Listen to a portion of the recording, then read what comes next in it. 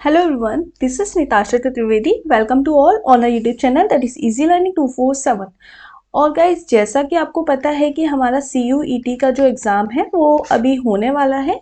तो CUET की जो स्टूडेंट्स प्रिपरेशन कर रहे हैं और जिनके पास कंप्यूटर साइंस है तो उनके लिए ये वीडियो बिल्कुल होने वाली है। आप लोगों का ये 1 मंथ है, 1 मंथ के अंदर आपका एग्ज़ाम करा लिया जाएगा और 1 मंथ के अंदर जितने भी मोस्ट इम्पोर्टेंट MCQ हैं सारे चैप्टर्स के कंप्यूटर से रिलेटेड वो मैं आपको इस सेशन में कराऊंगी। सो CUET के जितने भी स्टूडेंट्स हैं वो ये वीडियो अपने फ्रेंड्स और फैमिलीज और रिलेटिव जितने भी लोग CUET की तैयारी कर रहे हैं उनके साथ शेयर कर सकते हैं। सो वीडियो का एंड तक जरूर देखिए। चैनल पर नए हैं तो लाइक शेयर एंड सब्सक्राइब करना बिल्कुल भी ना भूलें। देखो भाई, CUET का एग्जाम पैटर्न है। CUET में 2023 में जो एग्जाम होने वाला है बेसिकली वो कंप्यूटर बेस्ड एग्जाम होने वाला है। इसमें ये 13 लैंग्वेजेस में एग्जाम कराया जाएगा, पहली चीज। दूसरी चीज कि 2023 के अंडर जो CUET का हमारा जो क्वेश्चन पेपर है उसमें MCQ टाइप के क्वेश्चंस होंगे। अब इंपॉर्टेंट बात क्या है, ये आपने पढ़ा होगा जब भी आपने फॉर्म भरा होगा तो ये चीजें आपको पता होगा।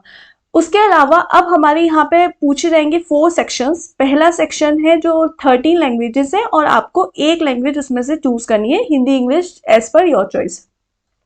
सेक्शन बी में आपको 20 लैंग्वेजेस हैं, जो इंडिया की जो 20 लैंग्वेजेस हैं वहाँ पे आपको एक लैंग्वेज चूज करनी होगी। जैसे कि फॉर एग्जांपल आपने सेक्शन ए में अगर इंग्लिश चूज करी है तो सेक्शन बी में आप हिंदी चूज कर सकते हैं।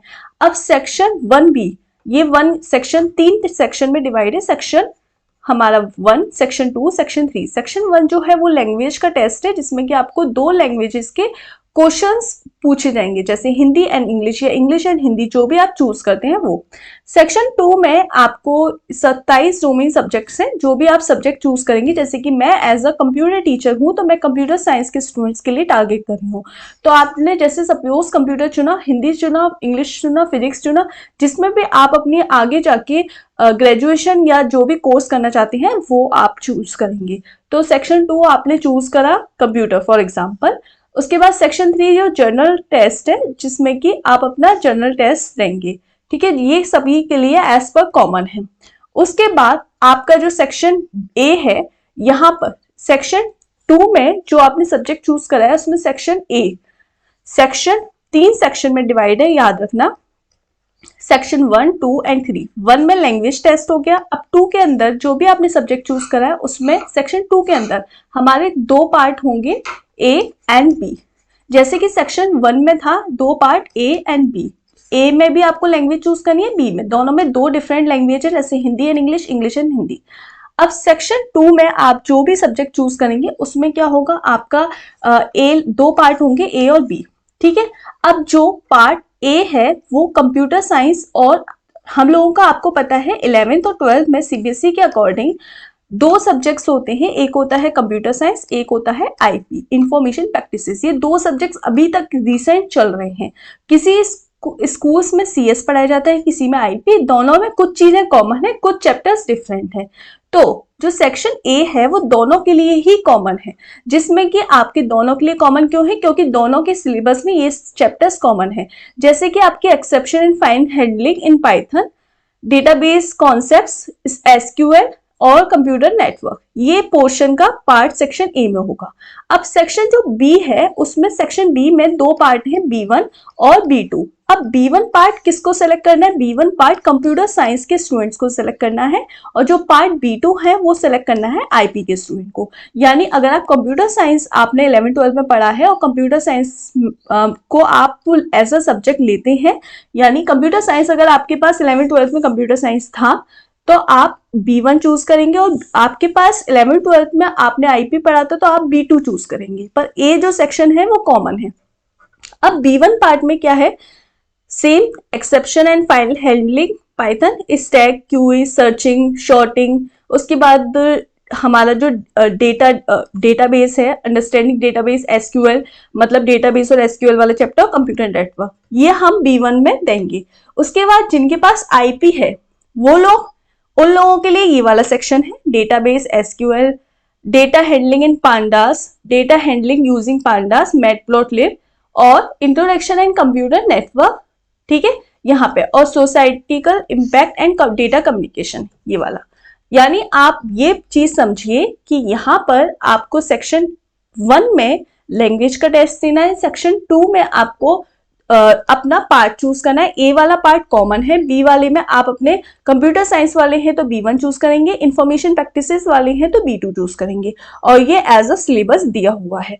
आप टारगेट करें। उसके बाद देखो, आपका जो एग्जाम होने वाला है वो 21 मई से 31 मई के बीच में हो जाएगा, पहली चीज। अब मैं ये यूजी की बात कर रही हूँ जो ग्रेजुएशन में एंट्रेंस एग्जाम देने वाले हैं।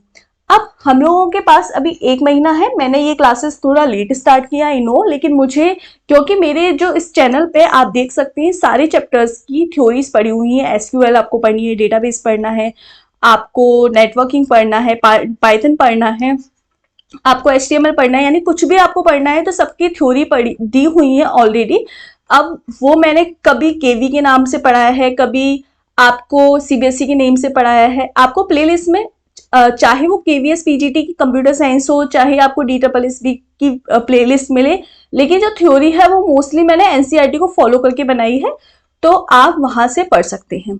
अभी हमें 1 महीने में क्या करना है, और थ्योरी इतने सारे लोग पढ़ा भी रहे हैं, तो थ्योरी आप पढ़िए। आप थ्योरी के लिए NCERT भी फॉलो कर सकते हैं, NCERT लगा लीजिए, वो भी सफिशिएंट है।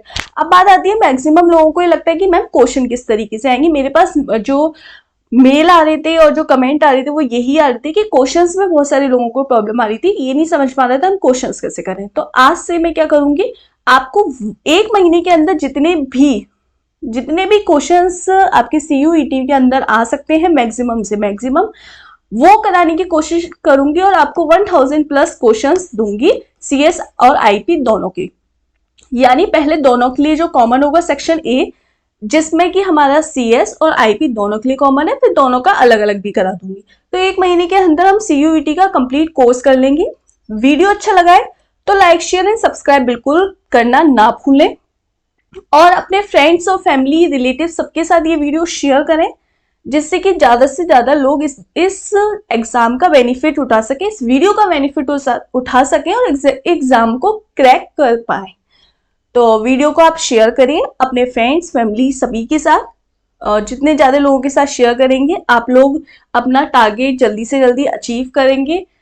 साथ में मिलके पढ़ना, साथ में मिलके चीजों को शेयर करने से ज्यादा बेनिफिट होता है। तो हम लोग CUET के टारगेट बैच के हिसाब से पढ़ाई कर रहे हैं आज से, और मैं MCQ की सीरीज लेके आती हूँ, जिसमें कि सबसे पहले मैं SQL की MCQ कराती हूँ, क्योंकि SQL दोनों में कॉमन है। देन पाइथन और नेटवर्किंग, जितना भी कुछ आपके MCQ से रिलेटेड होगा क्वेश्चन जो मैक्सिमम बन सकते हैं, वो वीडियो आपको कराऊंगी। उसमें बेसिक, एडवांस, मॉडरेट सारे क्वेश्चंस दूंगी आपको। तो क्वेश्चंस की वीडियो देखें, प्रैक्टिस करें, ज्यादा से ज्यादा वीडियो को सुने, तो आप सभी के लिए अच्छा है। और बाकी आप NCERT को फॉलो कर सकते हैं। और वीडियो को अच्छा लगा है तो thank you very much for liking, for watching this video, और सब्सक्राइब करना चैनल पर बिल्कुल भी ना भूलें। आपके साथ मैं CUET के कंप्लीट MCQ कंप्लीट कोर्स कराऊंगी, और बाकी आपको जो भी डाउट है आप कमेंट सेक्शन में पूछ सकते हैं। Thank you for watching this video and have a nice day.